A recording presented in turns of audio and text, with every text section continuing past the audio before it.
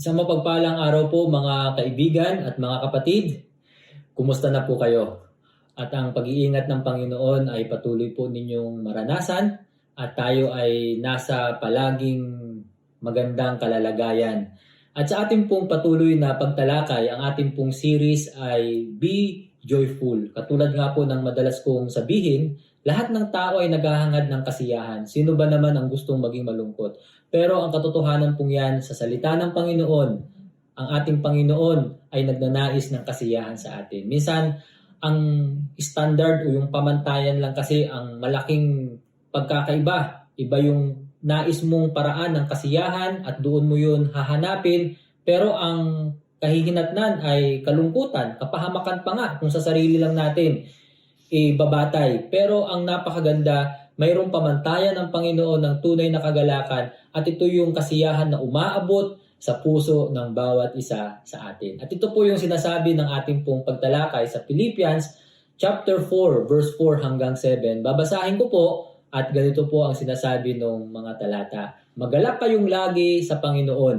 Inuulit ko, magalak kayo. Huwag kayong mabalisa tungkol sa anumang bagay. Sa halip, hingin ninyo sa Diyos ang lahat ng inyong kailangan sa pamamagitan ng panalangin may pasasalamat. At ang kapayapaan ng Diyos na hindi kayang maunawaan ng tao ang siyang mag-iingat sa inyong puso at pag-iisip dahil sa inyong pakikipag-isa kay Kristo Jesus. Ang gusto ko pong ipapansin sa inyo sa ating pong pag-aaral ngayon, yung naka-underline sa verse 6, may pasasalamat. At ito po yung topic natin patungkol sa be thankful.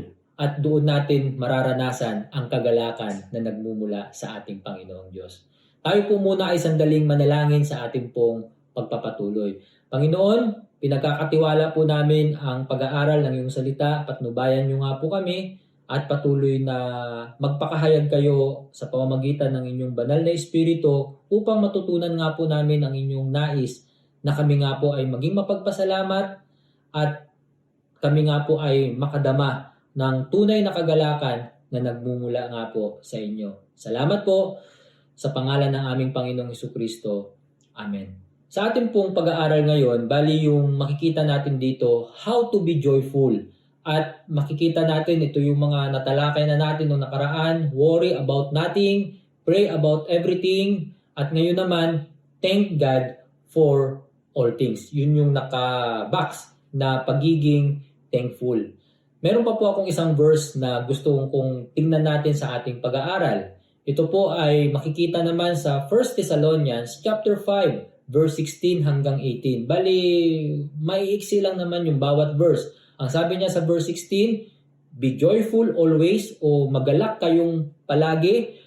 Verse 17, pray continually. Sa ibang salin ng Bible ay pray without ceasing, maging matyaga sa panalangin o patuloy tayong magiging mapanalanginin katulad ng napag-aralan natin nung nakaraang linggo. At ngayon naman sa pag-aaral natin ngayon, yung verse 18 na gusto ko pong pansinin natin, yung naka-underline dyan, give thanks in all circumstances, for this is God's will for you in Christ Jesus. Sa ibang salin ng Bible, ang pagkakasabi naman niya, in everything, give thanks, for this is the will of God for you in Christ Jesus. Mga kapatid, pagpapasalamat.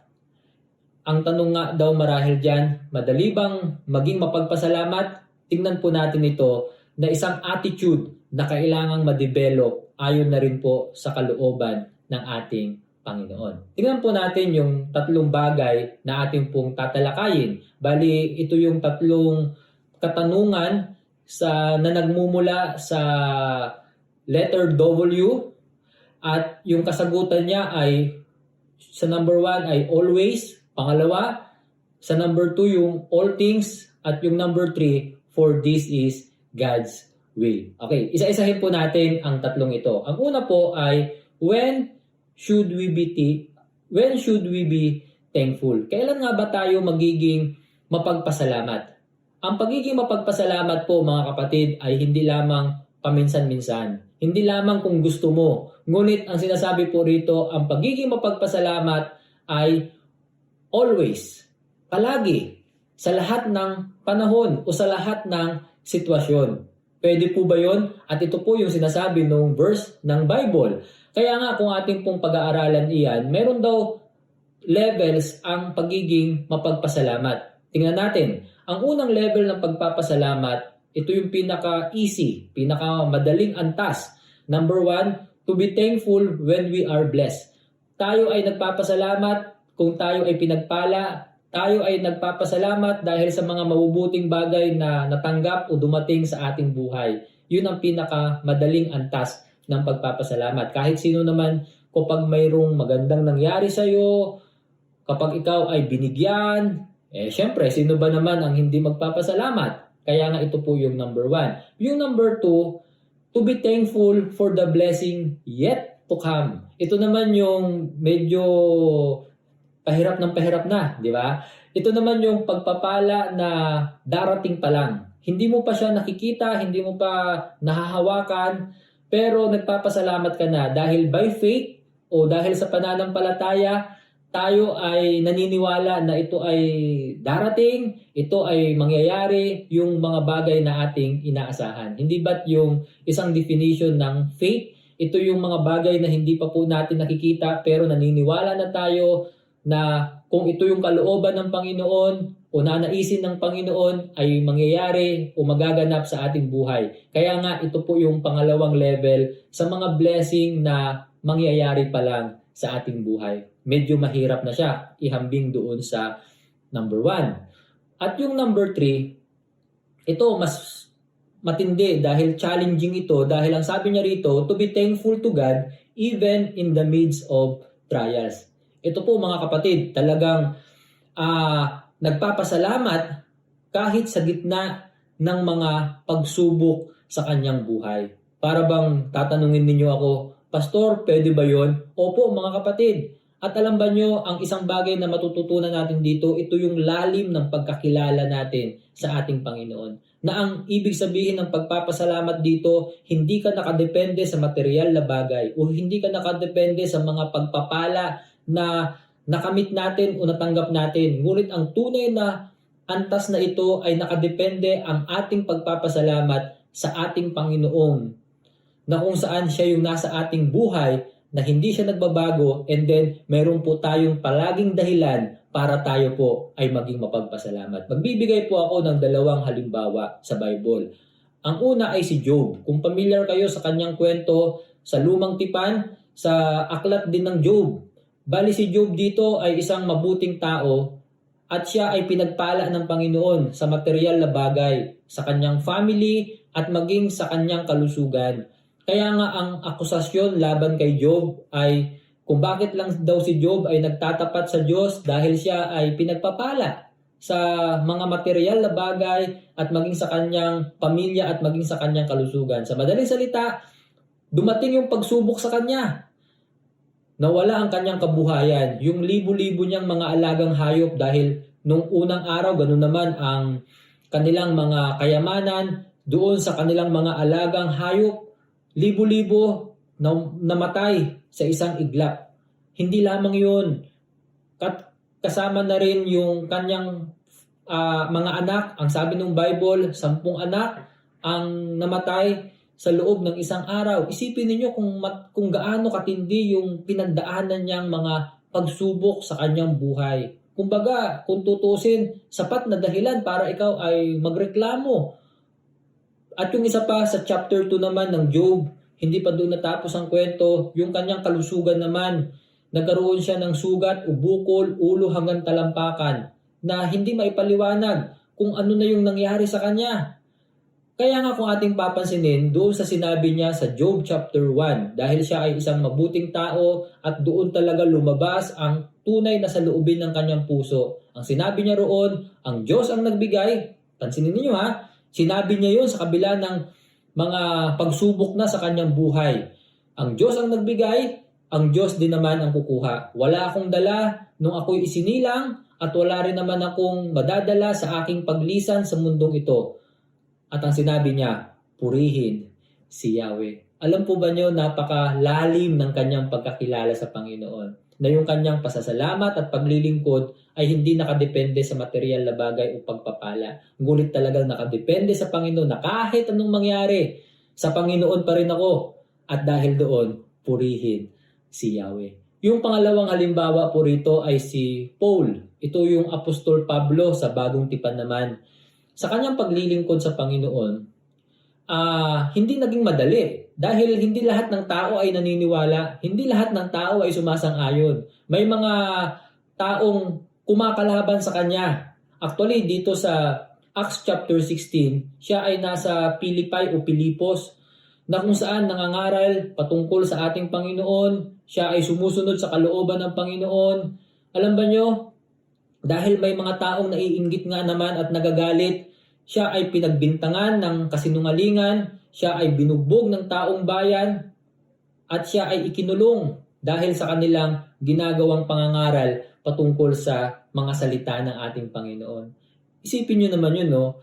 Na ikaw na nga itong naglilingkod sa Panginoon, ikaw pa itong gaganunin. Hindi ba kung ilalagay lang natin sa mas mababaw na antas, Panginoon, bakit naman ganoon? Magrereklamo na tayo, aangal na tayo, at hihinto na tayo sa paglilingkod marahil kung tayo iyon dahil sa mas mababaw na antas. Pero alam po ba nyo, habang sila ay nakakulong, ang sabi pa nga ng Bible, nakatali yung kanilang kamay at mga paa, sila ay umaawit. Sila ay nananalangin at nakikinig yung mga kasama nilang bilanggo. Napakabuti ng Panginoon at sa pamamagitan ng ganung attitude ng pasasalamat, pag-awit, pagpupuri sa Kanya, alam ba nyo, ang Panginoon ay kumikilos. Ang Panginoon ay gumagawa ng mga himala.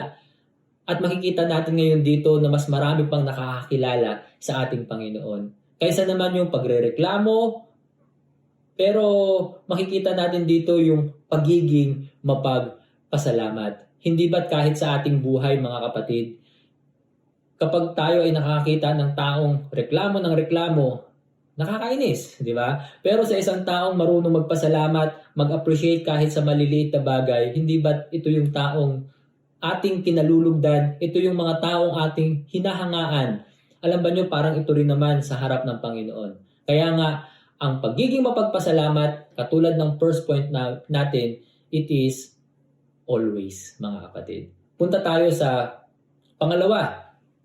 What are we give thanks for? Ano naman daw po yung mga bagay na kailangan po nating ipagpasalamat? Tingnan po natin itong pangalawang point ng ating pong pag-aaral na ang sabi niya, all things, lahat ng bagay. Ang sabi po sa isang verse sa Romans 8:28, babasahin ko po, and we know that all things, ang gusto ko pong ipapansin muna yung naka-underline na all things. Kasi ang tanong, what? Ano yung mga bagay na dapat po nating ipagpasalamat? Lahat ng bagay. At ang sabi niya, work together for good. Ito yung pangalawang nilagyan ko ng underline.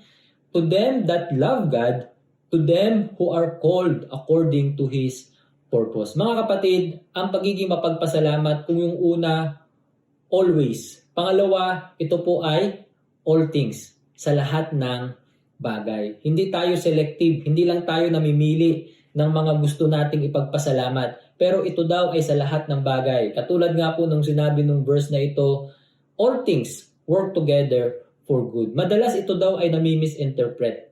Akala natin all things are good. Hindi po ganun ang pagkakasabi po ng verse. Hindi niya sinasabi na ang lahat ng bagay ay maganda o mabuti. Pero ang lahat ng bagay ay gumagawa para sa ating ikabubuti. Yung salitang all things, ito daw yung salitang, hindi naman niya sinabing all are good things. Ngunit yung salitang all things, kasama na dyan yung mga good and bad things, positive and negative, na pinagsasama-sama. Ito yung nagkakalakip-lakip sa isang Tagalog Bible na ito ay, ang Diyos ay kumikilos sa lahat ng bagay, mabubuti man yan, o kaya yung mapapait na karanasan at yung mga magagandang karanasan ng ating buhay para po sa ating ikabubuti. Ang isang magandang halimbawa na narinig ko dyan ay yung pagluluto. Alam natin kung paano yung pagluluto. Ang pagluluto, may mga ingredients o mga sangkap tayong ginagamit. Tama po yun. Pero pansinin nyo, hindi lahat ng sangkap ay matatamis. Kung lahat matatamis, delikado rin naman sa ating kalusugan. Kung lahat maaalat, delikado rin naman sa ating kalusugan. Dapat moderate eh. Mayroong matatamis, mayroong ding mapapait, mayroong minsan maaasim, katulad sa sinigang, o kaya naman mayroon din namang mga maanghang na sangkap na kapag pinagsama-sama mo o pinaghalo-halo mo at matapos mong lutuin, hindi ba nagiging masarap na ulam at lumalabas ang isang masarap na pagkain? Na ito daw yung pinagsasama-sama sa karunungan at kapangyarihan ng Panginoon. All things work together for our good. Pero kung atin pong papansinin mga kapatid sa verse na yan, para kanino ang talatang ito? To them that love God. Doon sa mga taong nagmamahal sa ating Panginoong Diyos. To them who are called according to His purpose. Mayroon pong purpose ang ating Panginoon. Yung kwento nga ni Job kanina, may purpose ang Panginoon. Alam po ba nyo, ang naging ending ni Job, pinagpala pa siya ng Panginoon, dinoble ng Panginoon yung nawala sa kanya. Kabuhayan, pamilya, maging yung kanyang kalusugan. Alam ba nyo, napakabuti ng Panginoon. Hindi lang ibinalik, dinoble pa ng Panginoon. Kahit kay Apostol Pablo, mas lalo pang nagiging fruitful yung ministry niya o yung kanyang ginagawang paglilingkod at marami pang mga taong naaabot ng mabuting balita ng ating Panginoon. Mga kapatid, ito po ang katotohanan ng salita ng Panginoon. Ito yung kahalagahan ng ating pagiging mapagpasalamat. Meron po akong isang kwento na nabasa. Ito yung pagiging mapagpasalamat pa rin. Si Matthew Henry. Ayaw ko kung familiar kayo sa taong ito. Ito ay isang Bible scholar. Isang taong talagang nag-aaral ng Bible, naglilingkod sa ating Panginoong Diyos. Minsan dumating sa kanyang buhay na siya ay na-hold up. Nasubukan na po ba niyong ma-hold up? Ito yung nangyari sa kanya. Pero alam po ba niyo kahit sa kabila nung ganong karanasan ng buhay, ano kaya ang feeling noon, no? Magrereklamo ka na, aangal ka na, pero napaka-positive pa rin at meron pa rin siyang isinulat na dahilan para magiging thankful. Ito po yung una niyang dahilan. I was never robbed before. Kumbaga, first time kong ma-hold up. Hindi naman ito palagi. Kumbaga, sa tanang buhay niya, isang beses lang naman daw siyang ma-hold up. Kaya, salamat sa Panginoon. Pangalawa, ang sabi niya, they took my purse, but they did not take my life. Nakuha nila yung aking, sabihin nating wallet o yung laman ng aking bulsa, pero hindi nila nakuha ang aking buhay. O nga naman, no? Kasi yung iba, na-hold up na nga, pinatay pa. Kawawa naman, di ba? Pero sabi niya, salamat sa ating Panginoon. Pangatlo, ang sabi ni Matthew Henry, they took my all, it was not much. Yung kung ano lang yung nasa katawan ko, yung nakuha nila. Yung nasa bulsa ko, yung nakuha nila. Pero hindi naman nila ganun karami dahil marami pa naman akong natirang mga gamit o pera sa bahay. O nga naman, no? Mayroon pa ring dahilan para magpasalamat. At yung pang-apat, ang sabi niya rito, it was I who robbed. Ako yung ninakawan. Not I who robbed. Kumbaga, ako yung ninakawan, hindi ako yung nagnakaw. O nga naman, no, magandang dahilan para tayo ay maging mapagpasalamat. Dahil alam po ba nyo, kahit sa anumang sitwasyon ng ating buhay, meron at meron pa rin po tayong pwedeng maipagpasalamat sa ating Panginoon. At ito yung lalim ng ating pong pagkakilala. At alam po ba nyo, ito yung pinag-aaralan natin na mas lalo tayong magiging masaya sa lahat ng araw at palagi sa ating pong mga ginagawa. Ituloy po natin sa pangatlo. At ang katanungan sa pangatlo ay, why we should be thankful? Bakit nga ba tayo magiging mapagpasalamat? At ang sagot, for this is God's will. Alam po ba nyo, ang pagiging mapagpasalamat ay kalooban ng Panginoon. Kung mayroon man siyang isang nais sa atin, ay yung ating pagiging thankful. Ang sabi ng verse na ito sa Psalm chapter 92 verse 1. It is a good thing to give thanks unto the Lord. Isang mabuting bagay ang magpasalamat sa ating Panginoong Diyos. Hindi ba maganda yon, no? Yung pagiging mapagpasalamat. Kahit sa bahay, dinidevelop natin yan eh. Kahit yung mga anak natin, tinuturuan natin kung ano yung pagkain sa hapag, magpasalamat kayo dahil maraming mga tao ang hindi nakakakain ng maayos. Hindi ba mayroong dahilan para magpasalamat?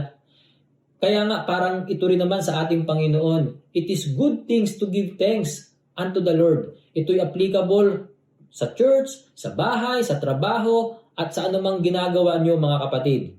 Yung pagiging mapagpasalamat, higit sa lahat, ang tinutukoy po dito, yung pagpapasalamat natin sa ating Panginoong Diyos, na ito po ay good things, and to sing praises unto thy name, O Most High. At umawit tayo ng mga pagpupuri sa kanyang pangalan sa kataas-taasang Diyos. Mga kapatid, nararapat lang na tayo magpasalamat sa kataas-taasang pangalan ng ating Panginoong Diyos.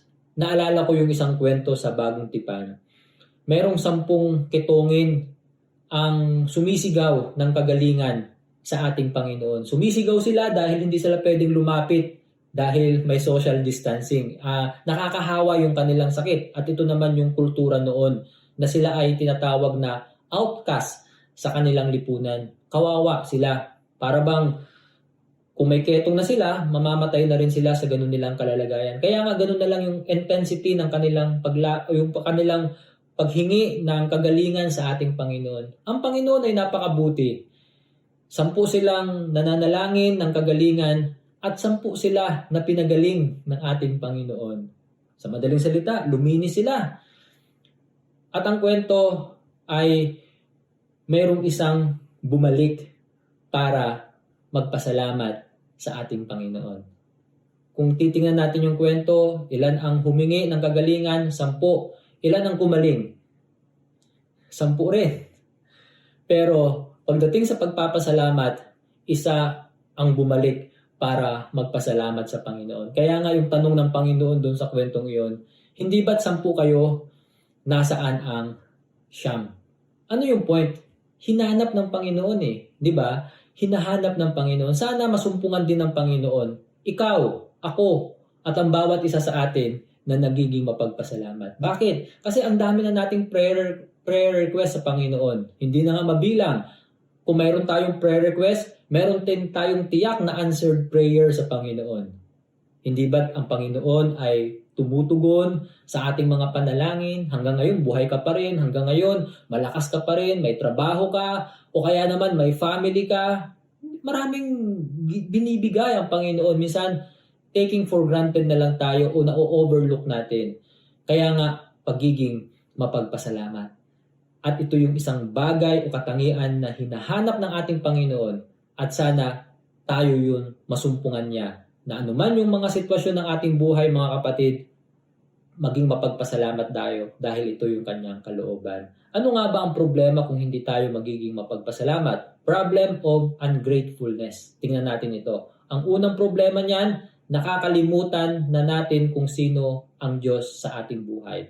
Yun ang problema, pagkalimot. Nagkakaroon tayo ng amnesia na nakalimutan na natin sino nga ba ang Diyos sa ating buhay at sa mga bagay na kanyang ginawa. Ang Diyos ay mabuti, ang Diyos ay dakila, ang Diyos ay mapagmahal, ang Diyos ay makapangyarihan. Nakalimutan na natin yun. Pangalawa, ang sinasabi dito, nakakalimutan na natin ang mga nagawa ng Diyos sa ating buhay. Yung kanyang mga pagpapala. Dapat palagi natin yung naaalala, binibilang. Huwag nating kakalimutan yung nagawa. Unas, kung sino ang Diyos. Pangalawa, yung nagawa ng Diyos sa ating buhay. At yung isa pa, nakakalimutan na natin ang mga kayang gawin ng Diyos sa ating buhay. Kahit yung mga kayang gawin ng Diyos, minsan nakakalimutan na natin. Ang nangyayari, napagdududahan na natin ng Panginoon. Para nalilimitahan na natin na kaya palang gawin ng Panginoon ang lahat ng bagay at walang imposible sa ating Panginoong Diyos.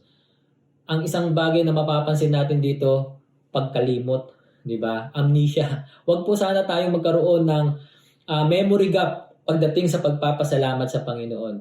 Palagi po natin alalahanin.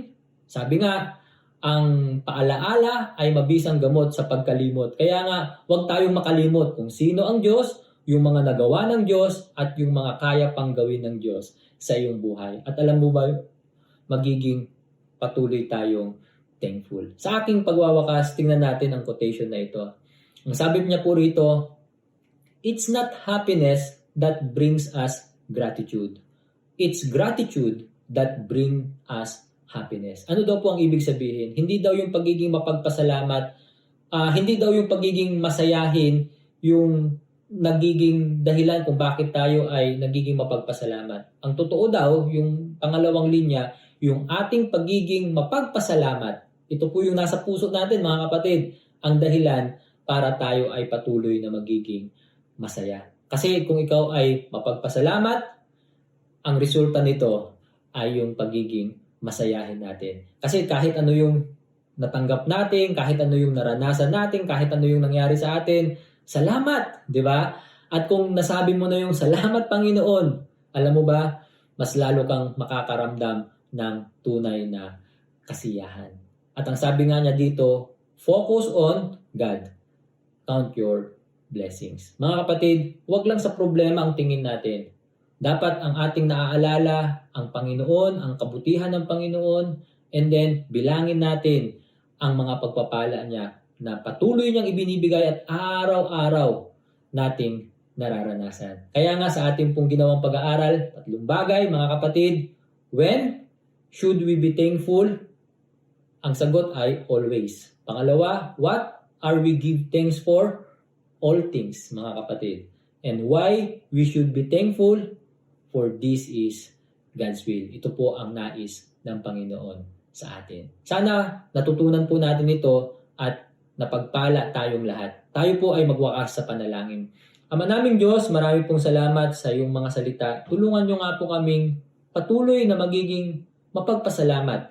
Patuloy nga po kaming mag-focus sa inyo, sa inyong kabutihan, at sa inyong gagawin pa na wala nga pong imposible sa inyong pangalan. Panginoon, salamat dahil kami nga po ay naririto sa iyong mga salita at patuloy nga po kaming nagbabalik ng aming nga pong pagpupuri at pasasalamat. Tanggapin niyo nga po ang aming mga handog na ito sa inyong dakilang pangalan. Ito nga po, Panginoon, ang aming samo at panalangin na may pasasalamat sa tanging pangalan lamang ng aming Panginoong Jesucristo.